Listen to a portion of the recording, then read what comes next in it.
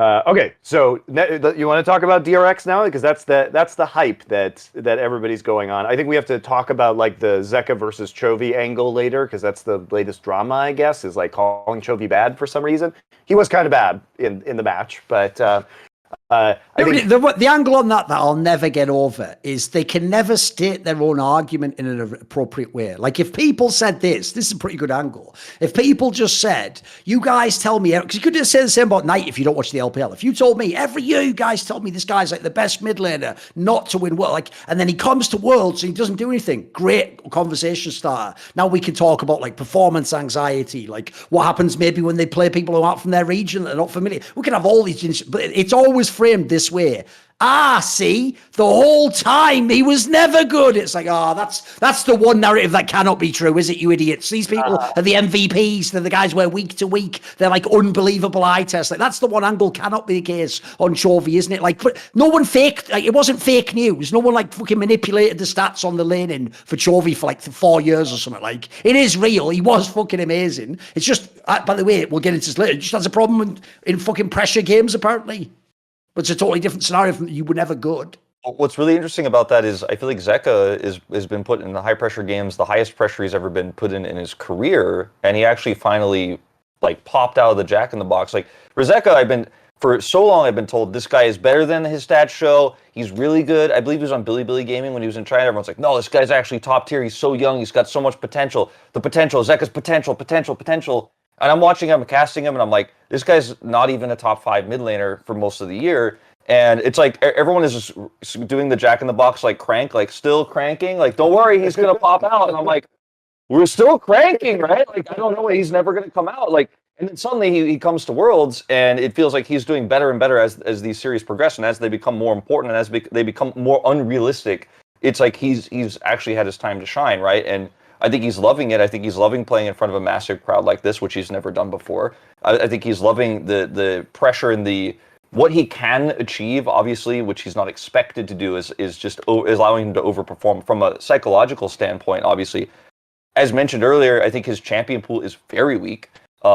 He's very similar to Closer, the mid laner who used to play behind Faker for T1, now is on Live Sandbox, where he has a very small champion pool. His strengths are melee champions and assassins. He hasn't really been able to do well in a control mage meta. But when it's like Azir, Akali, Sylas, that's it. There are 3 mid champions, plus Victor, which he is not good at, but he doesn't have to play. And Ahri, he's a good Ahri. And he's being given R5 Akali into Chovy's Azir, which is underperforming. Yeah, he's going to look good. He's going to look great. And he's popped out of the Jack in the Box. Yeah, it's not minimizing Zeka's performance, because we had an interesting conversation on our watch party with Papa. And Papa brought up a great point, which is like, has there ever been a glow up like Zeka's at Worlds, like a player that came in and like flourished so much, or like seemingly improved to such a large degree? And we were having a tough time like coming up with that, because it would have to be a relatively unknown player who just like caught fire. It could also be Huan Feng from Suning. Sure. He had a pretty good pop off. That was a good one. Yeah, there's not many other than that though, for sure. And so it's been a very impressive performance, and it's not to diminish Zeka in any way, because what's so incredible about the matchup that he had was that he basically just owned Chovy in lane 4 games in a row, which, if anything, you expect that world-class top-tier dominance in laning from Chovy. Chovy has always had other flaws, which are mostly macro flaws, and knowing how to coordinate and communicate where he should be on the map. But a lot of that was fixed up until this match. He looked like he like reverted to old Chovy. It was so fucking weird. Yeah, so that was a lot of what we were talking about during our watch party. Is this Hanwha Life Esports Chovy like back from the dead, basically? Because we saw him in side lanes. His build in that final Azir game where he went for Nashor's Tooth really indicated that he wanted to split push and actually get farm as quickly as possible, and then be kind of a battle Azir. What he needed in reality was probably a crown build, which we all agreed on our watch party. He's not going to do as much damage in longer fights, but he is going to survive better, and he'll be able to make sure he has a good ult appeal for Ruler. And he didn't play that way, and often wasn't even in the fights, and was pushing mid or pushing top and actually not joining for fights. And it was really reminiscent of some of the games we saw from him in Worlds last year, and also his time on Hanwha Life Esports. The relationship between Chovy and Peanut all year long was insanely good. They were Was. on the same page. I was shocked that how quickly they actually became an insane mid jungle duo, and they played well together all year long. And this is the first time that Chovy looked like he was playing with Willer again, or playing with Johan again from Hanwha Esports, where he's just like, yeah, just do what I want for my lane, protect me, sacrifice yourself to actually give me more money, and then I'll carry. It was like that type of attitude we were seeing from Chovy again. Felt like to me, especially in those final 2 games, start of the series, whatever. And yeah, you could say he underperformed this tournament. I think we can all say that. He didn't live up to expectations, but it was not like what we saw from him in quarters and in groups is nothing like what we saw from him in that semifinal match last night. So it feels weird to me as someone who's watched Chovy play for a long time and watched him throughout DRX and Hanwha Esports, where he had a fairly weak team around him and didn't get to have the same impact he had on Gen.G. But then when Gen.G looks like it's falling apart and Peanut underperforms, you could really feel how Chovy struggles to actually figure out what to do in these games where they're behind, and he doesn't actually have full control. I mean, even just that like fail flash he did, like you will never see something like that from Chovy in a normal game. Yeah, the Rise flash was, everyone's talking about that because it was just so bizarre. And I think the reasoning behind that is he wants to make sure he can roam away in the safest way possible because he doesn't have vision of where anyone is above him around the blue buff there on red side. So he's really like just trying to make as much distance as possible. But, you know, with the like cost benefit analysis of this, like you lose your flash there is actually way, like without knowing that anyone's there necessarily, is just a panic reaction. And like the idea is, okay, well, if I get out safe, it's worth it, but I don't know if they're there, they could be there, I might die. And if I don't flash here, like maybe I'll die. But the way he flashed and the timing at which he flashed, it just didn't make sense. I mean, you could tell he's just really on edge, and like a lot of his old habits were coming out again. And one of the stories of Chovy from this year, which unfortunately is kind of dashed by this, is that he had changed his play style pretty significantly. And Wolf and I talked about it a lot on our show, like, is this a result of the, score coaching or Peanut coming in and being like the leader and shot caller on this roster? Because he was paying much more attention to the map. He was playing with his teammates, but I mean, he went back to just like one man heroing it. And you didn't even get the good parts of Chovy in that case, which was winning lane. So you got like all of the bad parts, and then also he lost lane. Like it was a very poor performance from him, but that can't be allowed to undo this absolutely fantastic year that he had for the most part. I mean, yes, it's a very dark mark at the very end, and unfortunately, that's what goes into your memory is how this ended. Well, but he wasn't playing like this in summer, guys. Like it was very odd to watch this unfold live. He said something really cool in his interview at the end, and Jisun didn't fully translate the last part of this, and I may have misheard because we were all talking here and I didn't have the perfect audio. But what I heard him say at the end of his losers interview, where he was very composed, by the way, was his last words to the fans was, "This has been like my most amazing year, but it's really sad that like I had my worst day as a player at the end of what was like my best year." Yeah. And that was kind of his final message to the fans. And I think that he knows he underperformed and it weighs on him heavily. And like he basically summed up everything you just said in that like last sentence, like best year of my life, but worst day of my life at the end of it. The last day of my best year is like the worst day of my life.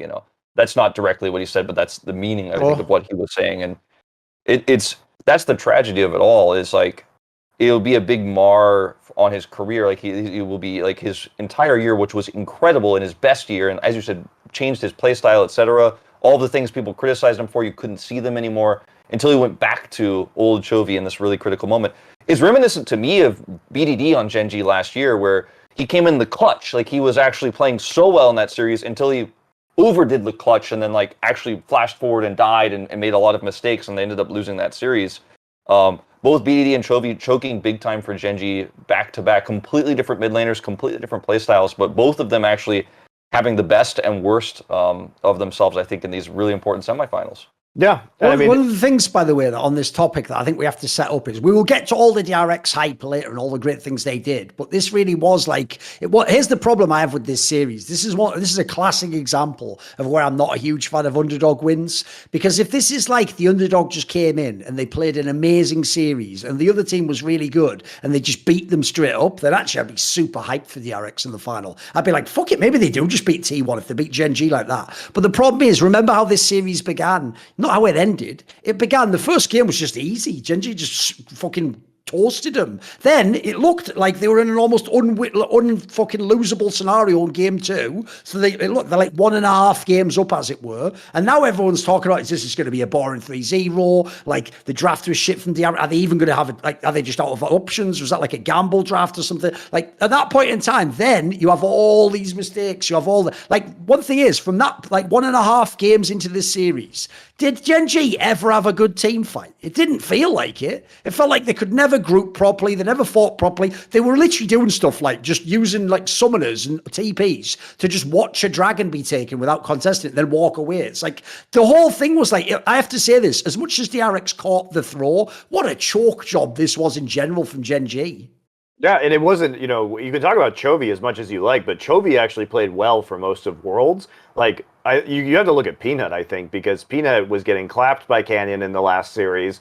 He comes into this series, he basically just straight up loses game 2 for them by being just an idiot on Graves and getting caught out multiple times in a game where they had a pretty, in my opinion, like sizable draft advantage that they had accrued. Like, I think, like, if you look at that second game, you're really happy with the draft that they have. Yeah, Pyosik pulls out the Kindred into the Graves, but they would have been expecting that. They should have had a great time with Chovy on Sylas in the mid lane. The Varus and Karma combo the Karma support is extremely strong into Caitlyn, because it basically counteracts her shove, and that's the most valuable part of Caitlyn is shoving and then getting plates, getting early priority on objectives, and then transitioning that into knocking down all the towers on the map.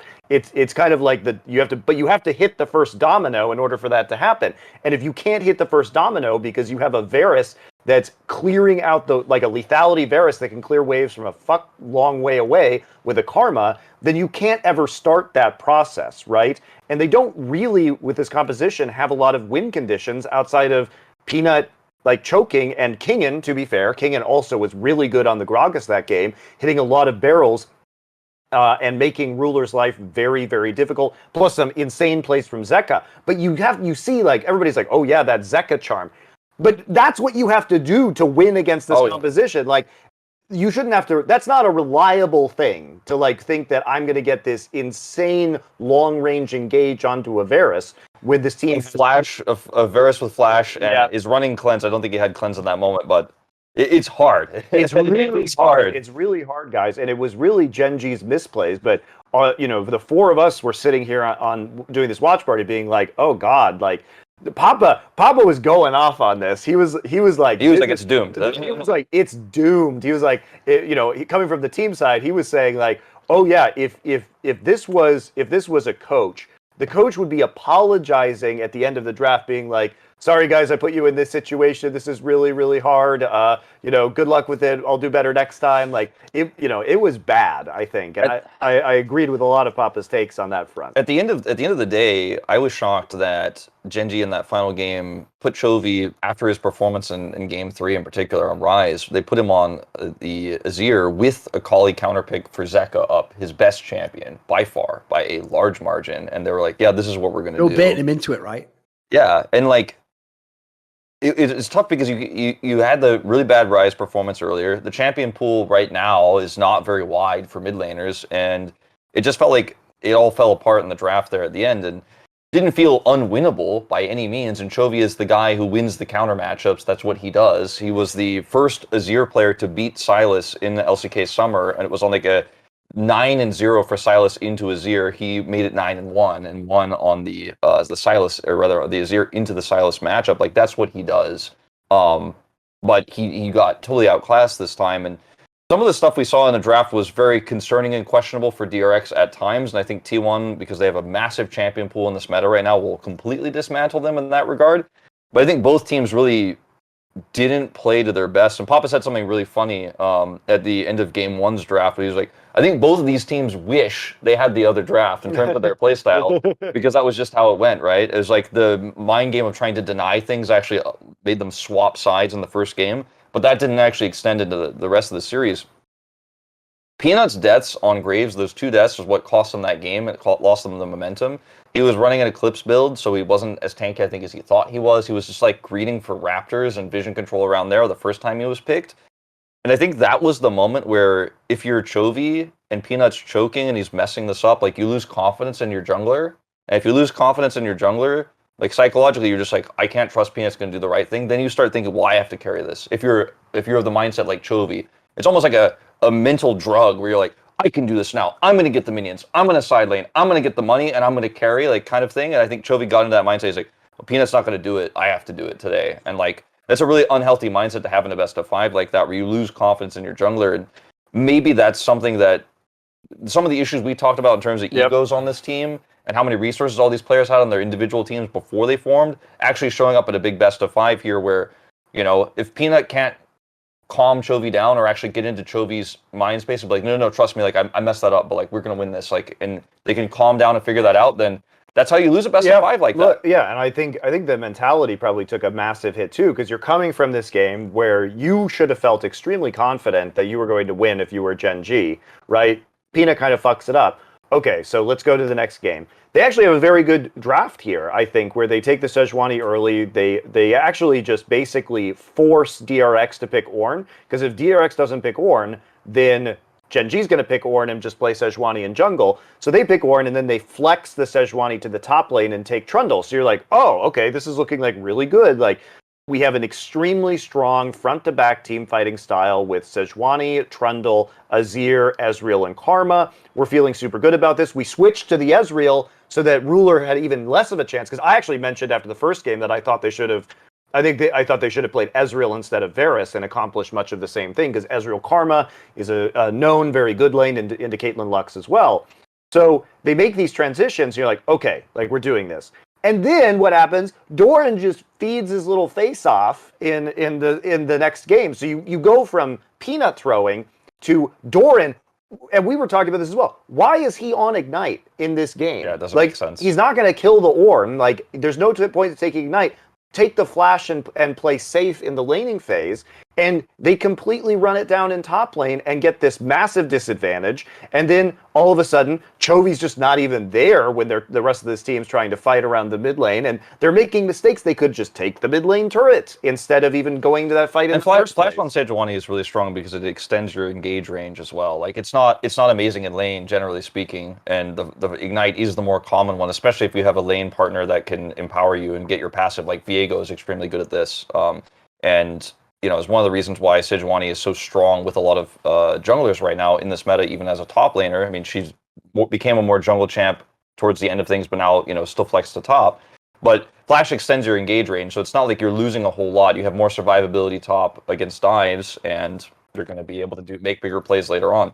And you have to understand, like, Gen.G's play style for this year, because people are memeing on them of like, oh, Chovy's in top lane farming while a dragon's taking place. That's literally their play style. That's how they were the best team in the world in summer, because they weren't fighting every fucking stupid dragon on the map. They were making a choice of funneling gold into Chovy, okay? Like, that's how they play. You just have to understand that they have been very efficient. This is how, if you watched game 1, or some of the, actually, I think it was game 2, you see them basically through lane assignments deny a fuck ton of CS into the enemy and like shoot up by like 800 or 1,000 gold over the period of 2 minutes, where no other action's happening except they're just out farming DRX on the map, and they're forcing them into really bad lane assignments. Like, yeah, I mean, they forced them into, you know, super bad lane assignments in the first game. They were splitting gold top, lane swapped in a bad place. Yeah. Deft is alone against a Fiora and dies. Yeah. Like, yeah. I mean, they clapped them with that style. You just have to understand how they play.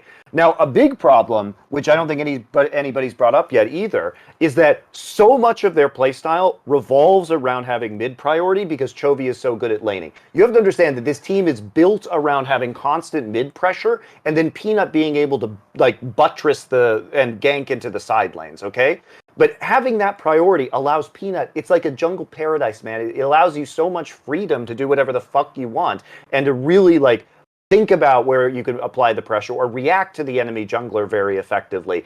And because Chovy got dumpstered 4 games in a row in lane, their entire style just falls the fuck apart at that point in time. Especially when Zeka is fed and Chovy then can't safely side lane with the side lane build he's chosen because he will just be assassinated 1v1. So he can't even get the side lane farm that he wants. So he's taking any opportunity he can to just sneak away from a team fight for a moment, get one more wave in mid and stuff like that, which doesn't translate to a win if not everyone's on the same page and you're falling behind. And it was just desperation. It's a really tragic story, and I think it's one that we're going to be talking about in LCK all year long. Anytime anything like this happens in playoffs this year, like say Gen.G chokes another spring playoffs, like they lose in the first round or something like that, we're going to be like, oh, it's just like the World Semifinals. It's just like the World Semifinals last time. And I think there's going to be a big weight on Peanut and Chovy's shoulders, and Doran's as well, to be honest. But it feels like he's always got that. For the next year of play. And I don't think we'll see Gen.G return to dominant form in spring. I think it's going to take time. Doran, had a similar performance in the spring finals of LCK where they were actually dominated by T1, where he played Akshan and just was completely destroyed, right? And he's a very emotional player. So Chovy loses confidence in his jungler. He is underperforming. Doran gets emotional. And all you have left is Ruler, who's like, I'm trying my damnedest, man. Well, you put me up against this fat collie.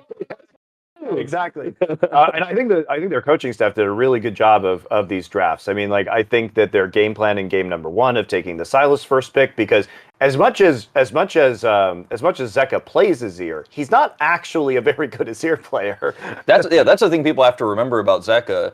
And most people don't watch the LCK don't know this because in their mind, they're like, oh, Zeka's the new hero. He's the new anime protagonist of my worlds. Because I think a lot of people who don't watch LCK, and after the Western teams are beaten, they're like, okay, well, I'll give these Asian teams a chance, right? Like, I think a lot of people are like, not just going to turn it off because there's no white people in the semis, right? They're going to be like, oh, okay, like, I watch LCS, I watch LEC. I mean, it's Faker versus Def, so everybody's going to watch it. Everybody's going to watch it. But I think a lot of people are like, I've never heard of this Zeka guy before. I bet he was the greatest hot shit in LCK because I saw this semifinals, and I bet he's like the greatest player who ever lived. Why aren't people talking about him versus Faker? Why are they talking about Def versus Faker? It's because Zeka was frankly not even a top 5 mid laner for most of the year. He was even behind Closer and Vikla at the end of LCK Summer. This was a 6th place team. And Zeka never had performances like this in best of 5s or in playoffs before. Now, he had some amazing Akali games throughout his time in the LPL and in the LCK. Was his best champion by far, but he never had the moment where he could actually carry with it on an international stage in front of a giant crowd and actually pop off in a game like this that has this much importance, right? Because in a best of 3 against like a Freak of Freaks and he pops off with the Akali, like, okay, cool, we know his Akali's great, but this is not a player who had a wide champion pool or was renowned as a top mid laner in the LCK. It just isn't true. It's just not how it was. And the other thing about Zeka too is that he is an extremely high resource mid laner. He takes he I think is I'm pretty sure he has the number 1 gold percentage among mid laners in the LCK. It's him or Chovy. Like, I mean, he takes a lot of resources and he plays assassins extremely effectively. But his control mages have been okay, but not at the like a world class level. So you would not expect this performance. And I think it is again to Zeka's credit. We're not trying to minimize his world's performance, guys. But this is what I fucking hate about like the way some fans do things is that they try and change history, right? And say, oh, Zeka was always super good. But it does a disservice to what is actually happening, which is a vast improvement and a meteoric rise at this tournament. If you say he was really good before, then you must admit that this is not a surprising performance and it's less cool and we lose a cool narrative. The fact is that he was a good but not particularly remarkable mid laner for most of this year in the LCK. And what is incredible is this fucking epic run he's on right now. And watching him in these very high pressure games thrive while Chovy is collapsing is very interesting. So let's fucking talk about the reality of what's happening and celebrate that rather than use it to like rewrite some stupid narratives that didn't exist about Zeka. He spent a majority of the season just playing safe Azir or Corki. Like that's what he played. He played Corki and he sat back and he shot rockets and sometimes engaged with packages. And he wasn't the best Corki player in the LCK either. Players like Faker and Chovy were outperforming him. Lava was in some metrics outperforming him on the Corki. And like, this is a player who didn't get to play what he liked until this tournament. So he's very lucky, actually, that he can play Akali and Yone in this tournament, and it actually makes sense to do so. So all of the stars are aligning for him, and he is performing, and he's living up to the hype that we, like, at least that we had for him, right? Like, I keep using the analogy of the Jack in the Box because, like, we were like cranking really, and then finally he popped, right? Like he finally popped out, and it's really exciting to see what he can do against Faker, because Faker is obviously in the past was the hands guy, the mechanics guy, and I think he still obviously has great mechanics. But how that Azir shuffle was pretty banging. That fucking what he did the other day. God, dude, that was pretty nice. He had a great semifinal. He looked incredible. Look, I'm not throwing any shade at the greatest of all time, but how he stacks up against Zeka, I wonder what will happen in those drafts. Like, will T1 be like, yeah, Faker, you can play Azir into Zeka's Akali? Okay. Like, will they play that game? Like, I think T1 might be smarter than that. I think they'll draft something different for him, and it'll look like a very different series. I don't think Zeka will be allowed to be like, yeah, I'm just going to play Akali into a good matchup, and I'll have side lane control, and I'll actually blow up this Azir anytime he shows his face on the map. I don't think he'll be allowed to have an amazing series against T1. But the only next step for Zeka, like the only thing he could do to actually even level up more than this and be even more impressive is he actually shows up on Victor and like has an amazing game, or shows up on Azir and actually pops off incredibly well and has a great Azir game and has showcased some of the Azir mechanics we haven't really seen from him. And then he's just popping off on control mages in the finals. We're like, okay, all right, like that's the next step. Because that's the only way he can top his performance now. Like, how can he show up in the finals and even outdo what he did in those semis? Like, there's no other way. So, by the way, another angle that people are missing as to why this is just like some perfect storm for DRX across the board is like people will never understand, because they might remember years ago when it was like Deft and Chovy were both on DRX. And at the time, even though it used to also be very criticized, there was all that hype around Pioshik, like, give him more time, guys. Give him more. He's been in the league for years now, guys. And he was a fucking bomb in the LCK. Like, he had so many games where he was one of the reasons they couldn't win. Okay, what I will say about Pioshik is just very streaky. He's had some very good spells at times.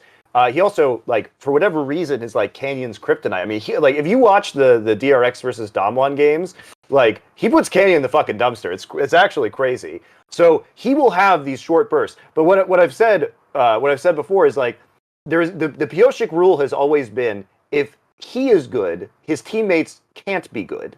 And if his teammates are good, he can't be good. Like, we've never really had both of these things be true at the same time, except for a very short spell in the start of summer when DRX was on that hot streak at the start of this split.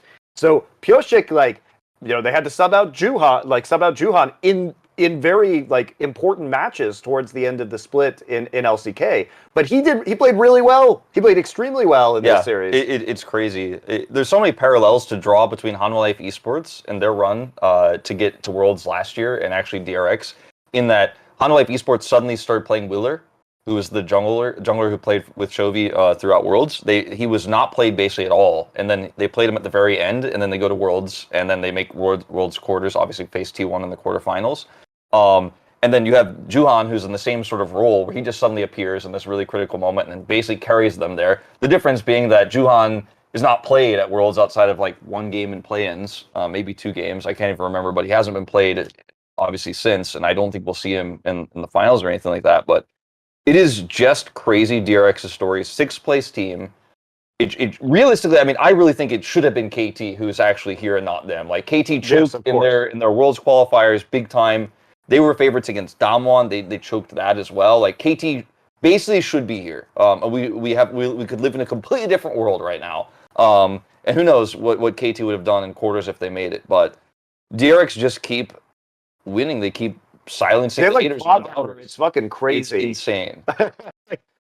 And you know, they did. We talked earlier about GenG choking, and that is true. And multiple players played very badly, but DRX has been a team that has been very clinical throughout this tournament. How many times have we said, if you give DRX a lead, they're the anaconda, they're the python that just slowly chokes you out. They're extremely methodical. They're very cool under pressure. Like, they don't take stupid risks. They will literally just sit there, as they did in this series, and be like, nah, we're just not going to do anything until we get the soul, and then we're just going to just slowly suffocate you, right?